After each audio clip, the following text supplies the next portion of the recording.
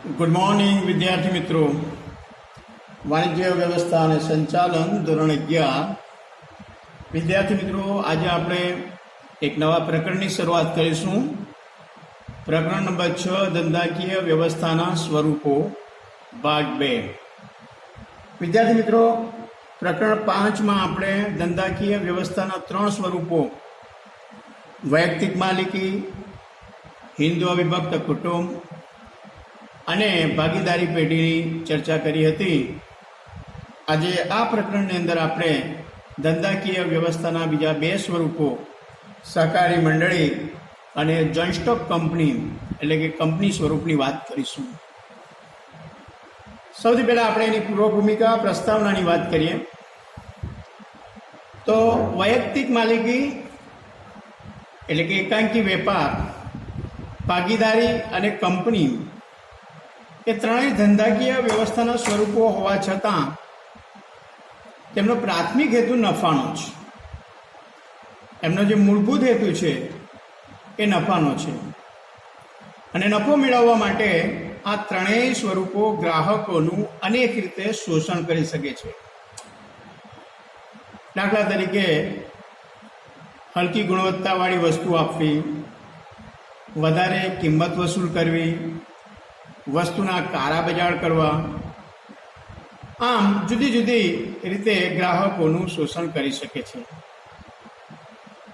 જ્યારે સહકારી મંડળી એ ધંધાકીય વ્યવસ્થાનું સ્વરૂપ હોવા છતાં તેના વિશિષ્ટ લક્ષણોને કારણે અન્ય ધંધાકીય વ્યવસ્થાના સ્વરૂપો કરતાં જુદી પડે છે. સહકારી મંડળી વિના સહકાર નહીં ઉદ્ધારના સૂત્રને અમલમાં મૂકે છે. પ્રત્યેક સર્વને માટે અને સર્વ પ્રત્યેકને માટે, એને અંગ્રેજીમાં કહીએ તો each for all and all for each ના પર્પઝથી એના હેતુથી અસ્તિત્વમાં આવે છે.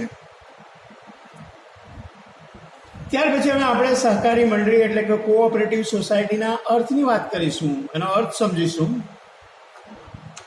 સહકારી મંડળી એ સ્વૈચ્છિક ધંધાકીય વ્યવસ્થાનું સ્વરૂપ છે. સ્ક્રીન ઉપર તમે એનો અર્થ જોઈ શકો છો. સહકારી મંડળી એ સ્વૈચ્છિક ધંધાકીય વ્યવસ્થાનું સ્વરૂપ છે જેમાં પરસ્પર સમાન હિત ધરાવતી વ્યક્તિઓ સ્વેચ્છાએ જોડાય છે. સહકારી મંડળી સ્વૈચ્છિક રીતે સમાન હિત ધરાવતી વ્યક્તિઓ એમાં જોડાતી હોય છે.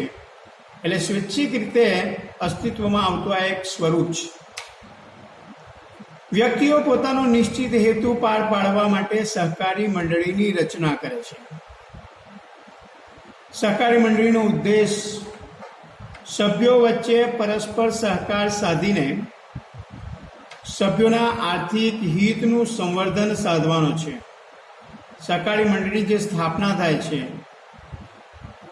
એ સહકારી મંડળીનો મૂળ ઉદ્દેશ સભ્યો વચ્ચે પરસ્પર સહકાર સાધવો અને સભ્યોના જે આર્થિક હિતો હોય એ હિતોનું સંવર્ધન કરવું એનો મુખ્ય હેતુ છે.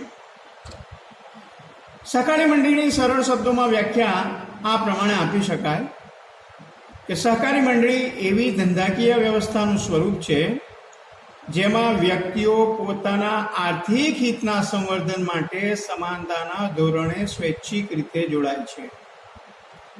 એટલે સહકારી મંડળી એટલે શું, એનો અર્થ, એની વ્યાખ્યા શું, તો શોર્ટમાં, ટૂંકમાં, સરળ શબ્દોમાં એની વ્યાખ્યા આ પ્રમાણે આપી શકાય કે સહકારી મંડળી એવી ધંધાકીય વ્યવસ્થાનું સ્વરૂપ છે કે જેમાં વ્યક્તિઓ પોતાના આર્થિક હિતના સંવર્ધન માટે સમાનતાના ધોરણે સ્વૈચ્છિક રીતે પોતાની રીતે જોડાય છે.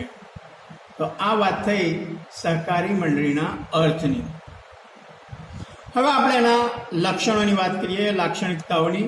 સહકારી મંડળીની લાક્ષણિકતાઓ. નંબર 1, સ્વૈચ્છિક મંડળ. આપણે એની વ્યાખ્યાના અંદર, એના અર્થની અંદર જોયું કે સહકારી મંડળી એ સ્વૈચ્છિક રીતે સમાનતાના ધોરણે અને સભ્યો પોતાના આર્થિક હિતના સંવર્ધન માટે જોડાય છે. એટલે સહકારી મંડળી સ્વૈચ્છિક મંડળ છે એમાં જે કોઈ વ્યક્તિઓ સભ્યો જોડાય છે સ્વૈચ્છિક રીતે પોતાની રીતે જોડાય છે. એટલે સ્વૈચ્છિક રીતે જોડાયેલી વ્યક્તિનું મંડળ છે અને વ્યક્તિઓ સમાનતાના ધોરણે આ મંડળીમાં જોડાય છે. એટલે પહેલું એનું લક્ષણ છે સ્વૈચ્છિક મંડળ. ત્યાર પછી બીજું એનું લક્ષણ છે સરળ સ્થાપના વિધિ. સહકારી મંડળીની સ્થાપના વિધિ સરળ છે. કંપની સ્વરૂપ જે છે એ કંપની સ્વરૂપની સરખામણીમાં સહકારી મંડળીની સ્થાપના વિધિ સરળ છે. સહકારી મંડળીમાં ઓછામાં ઓછી 10 વ્યક્તિઓ સંગઠિત થઈ સહકારી મંડળીના કાયદા મુજબ સહકારી મંડળીના રજિસ્ટ્રાર સમક્ષ મંડળીની નોંધણી કરાવી શકે છે અને નોંધણી થતાની સાથે મંડળીને કાયદેસરનું અલગ વ્યક્તિત્વ પ્રાપ્ત થાય છે. એટલે સહકારી મંડળીની સ્થાપના વિધિ સરળ છે. સહકારી મંડળીની સ્થાપના માટે ઓછામાં ઓછી 10 વ્યક્તિઓ જોઈએ. આ 10 વ્યક્તિઓ સહકારી મંડળીના જે રજિસ્ટ્રાર હોય છે એ રજિસ્ટ્રાર સમક્ષ મંડળીની નોંધણી કરાવી શકે છે અને નોંધણી થતાં મંડળીને કાયદેસરનું વ્યક્તિત્વ પ્રાપ્ત થાય છે. ટૂંકમાં સહકારી મંડળીની સ્થાપના વિધિ સરળ છે. ત્રીજું લક્ષણ છે સભ્યોની સમાનતા. સહકારી મંડળીમાં જે વ્યક્તિઓ સભ્ય તરીકે જોડાય છે તમામ સભ્યોને સમાન હક અને સમાન તક મળે છે. જેટલા પણ સભ્યો હોય એ દરેક સભ્યોના હક સરખા હોય છે, એમની તક પણ સરખી હોય છે. મૂડીરોકાણ કે અન્ય કોઈ કારણસર સભ્યો વચ્ચે ભેદભાવ રાખવામાં આવતો નથી. તો સહકારી મંડળીની બાબતમાં મૂડીરોકાણ કે બીજી કોઈ પણ બાબત સભ્યો વચ્ચે કોઈ પણ પ્રકારનો ભેદભાવ રાખવામાં આવતો નથી. દરેક સભ્યો માટે સમાન હક હોય છે, સમાન તક હોય છે. એટલે સભ્યોની સમાનતા એ એનું ત્રીજું લક્ષણ છે. ચોથું લક્ષણ છે અલગ વ્યક્તિત્વ. સહકારી મંડળીની નોંધણી થતાં તેને તેના સભ્યોથી અલગ કાયદેસરનું વ્યક્તિત્વ પ્રાપ્ત થાય છે. એટલે સભ્યપદની પ્રાપ્તિ કે સભ્યપદના અંતથી તેના અસ્તિત્વ ઉપર કોઈ અસર થતી નથી. દાખલા તરીકે સહકારી મંડળીમાંથી કોઈ સભ્ય સ્વૈચ્છિક રીતે સ્વેચ્છાએ નીકળી જાય તો તેનાથી સહકારી મંડળીના અસ્તિત્વ ઉપર કોઈ અસર થતી નથી. એટલે સહકારી મંડળીનું એક અલગ વ્યક્તિત્વ છે, એને કાયદેસરનું અલગ વ્યક્તિત્વ પ્રાપ્ત થાય છે. નંબર 5 લોકશાહી વહીવટ. સહકારી મંડળીમાં મંડળીનું સંચાલન સભ્યોએ ચૂંટેલા પ્રતિનિધિઓ દ્વારા થાય છે. જેમ કંપનીમાં શેર દીઠ મતાધિકાર હોય છે, પણ સહકારી મંડળીમાં સભ્ય દીઠ મતાધિકાર હોય છે. એટલે કે દરેક સભ્યને સભ્ય દીઠ મત આપવાનો અધિકાર હોય છે. કંપનીની અંદર શેર દીઠ મત આપવાનો અધિકાર હોય છે. સહકારી મંડળીમાં મૂડીને નહીં પરંતુ માનવીને મહત્વ આપવામાં આવે છે. વહીવટી સમિતિ માટેની ચૂંટણીમાં કોઈ પણ સભ્ય ઉમેદવારી કરી શકે છે. આપણે અગાઉ જોયું કે દરેક સભ્ય માટે સમાન હક છે, સમાન તક છે. એટલે વહીવટી બાબત માટે સહકારી મંડળીનો કોઈ પણ સભ્ય ચૂંટણીની અંદર ઉમેદવારી કરી શકે છે અને વહીવટમાં ભાગ લઈ શકે છે. અને કંપની સ્વરૂપ કરતાં સહકારી મંડળીમાં સાચે જ લોકશાહી રીતે વહીવટ થાય છે અને એના કારણે સહકારી મંડળીને લોકશાહીની તાલીમ શાળા કહેવામાં આવે છે.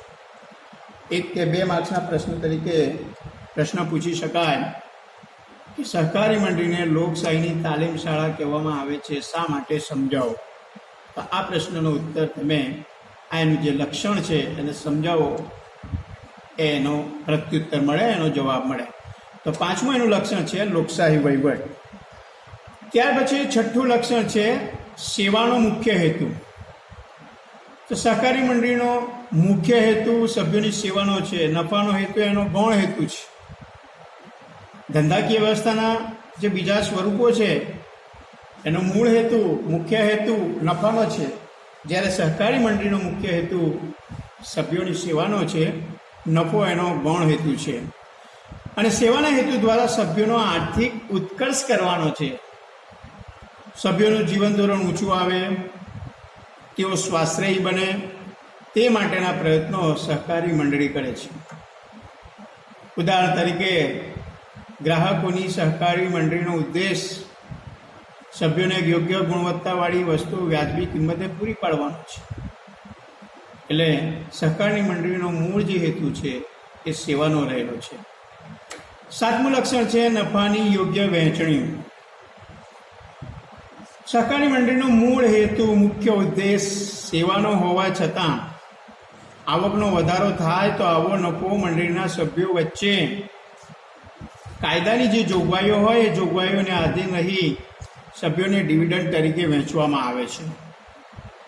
અને તેમ છતાં બાકી જો નફો વધે તો બાકી વધેલો નફો સભ્યો માટે કે સમાજના કલ્યાણ માટે વપરાય છે. એટલે નફાની યોગ્ય રીતે વહેંચણી થાય છે. 8મું છે શેરની ઓછી કિંમત. સહકારી મંડળીના શેરની કિંમત ઓછી હોવાના કારણે ઓછી આવક ધરાવતી વ્યક્તિ પણ શેર ખરીદી મંડળીનો સભ્ય થઈ શકે છે. એટલે સહકારી મંડળીમાં શેરની જે કિંમત હોય છે એ ઓછી હોય છે અને શેરની કિંમત ઓછી હોવાના કારણે ઓછી આવક ધરાવતા લોકો, ઓછી આવક ધરાવતી વ્યક્તિઓ પણ શેર ખરીદીને સહકારી મંડળીનો સભ્ય બની શકે છે. વળી કેટલીક વખત શેરની રકમ એક સામથી યાને એક સાથે ભરવાને બદલે હપ્તાથી ભરવાની સગવડ પણ સભ્યને આપવામાં આવે છે. એટલે શેરની ઓછી કિંમત એ સહકારી મંડળીનું લક્ષણ છે. 9મું લક્ષણ છે સભ્ય દીઠ મતાધિકાર. સહકારી મંડળીમાં સભ્ય ગમે તેટલી સંખ્યામાં શેર ધારણ કરતો હોય, ગમે તેટલા શેર ધરાવતો હોય છતાં એક જ મત આપી શકે છે. જ્યારે કંપની સ્વરૂપમાં શેર દીઠ મતાધિકાર છે. જેટલા શેર હોય એટલા એને મત આપવાનો અધિકાર છે. પરંતુ સહકારી મંડળીની બાબતમાં સભ્ય પાસે ગમે તેટલા શેર હોય તેમ છતાં એ સભ્ય એક જ મત આપી શકે છે. એટલે કે સભ્ય દીઠ મતાધિકાર છે. સભ્ય દીઠ એક મતના સિદ્ધાંત મુજબ પ્રતિનિધિ ચૂંટાય છે. સભ્યોમાં સમાનતા અને ભાઈચારો વધે અને તેમના જ્ઞાનમાં વૃદ્ધિ થાય તે માટે સહકારી મંડળી પરિષદ અને તાલીમ વર્ગોનું આયોજન કરે છે. સહકારી મંડળીમાં સભ્ય દીઠ મતાધિકાર છે. 10મું લક્ષણ છે રાજકારણ અને ધર્મથી અલિપ્ત સંસ્થા. સહકારી મંડળીમાં કોઈ પણ પ્રકારના ધર્મ, જાતિ કે જ્ઞાતિના ભેદભાવ વગર દરેક વ્યક્તિ માટે સભ્યપદ ખુલ્લું હોય છે. કોઈ પણ ધર્મની વ્યક્તિ, કોઈ પણ જ્ઞાતિ કે જાતિની વ્યક્તિ સહકારી મંડળીની અંદર સભ્યપદ પ્રાપ્ત કરી શકે છે. એટલે સહકારી મંડળી ધર્મ કે રાજકીય સિદ્ધાંતો પ્રમાણે હોઈ શકે નહીં. આથી સહકારી મંડળી એ રાજકારણ અને ધર્મથી અલિપ્ત છે. એટલે રાજકારણ અને ધર્મથી અલિપ્ત સંસ્થા છે. આ એનું લક્ષણ છે. અને છેલ્લું લક્ષણ છે અનિયંત્રિત સભ્ય સંખ્યા. સહકારી મંડળીની અંદર સભ્ય સંખ્યા જે છે એ અનિયંત્રિત છે. વધુ ને વધુ એટલે કે વધારે ને વધારે વ્યક્તિઓ મંડળીના સભ્ય બની શકે છે. એમના આર્થિક હિતોનું સંવર્ધન કરી શકે છે. એટલા માટે એની સભ્ય સંખ્યા ઉપર કોઈ નિયંત્રણ નથી. એ એનું એક અલગ લક્ષણ છે. તો વિદ્યાર્થી મિત્રો, આ વાત થઈ સહકારી મંડળીનો અર્થ અને એના લક્ષણોની. અહીંયા આજે આપણે અટકીએ છીએ. અગાઉની વિડીયોમાં આપણે સહકારી મંડળી વિશે વિગતે આગળ અભ્યાસ કરીશું. Thank you.